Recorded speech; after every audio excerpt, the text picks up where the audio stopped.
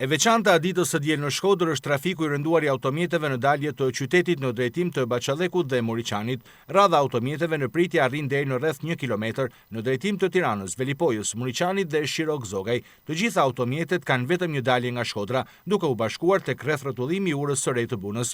Sezoni veror turistik shoqërohet me një shtim të konsiderueshëm të automjeteve në qarkullim, veçanërisht gjatë fundjavave, kur trafiku arrin dhe pikën maksimale të ngarkesës.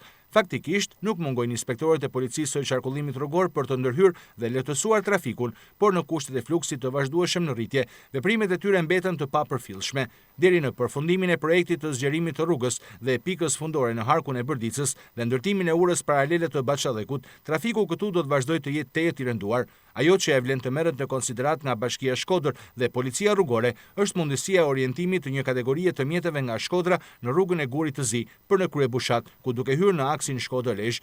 Megjithse për këtë alternativë të përkohshme flitet shumë, çuditërisht ende nuk është marrë asnjë veprim konkret në këtë drejtim, ndërkohë që fluksi i automjeteve në daljen tradicionale të Shkodrës sa vjen dhe rritet gjatë këtij sezoni, aq sa shpesh bllokohet për një kohë të konsiderueshme dhe lëvizja atyre në mes të vapës.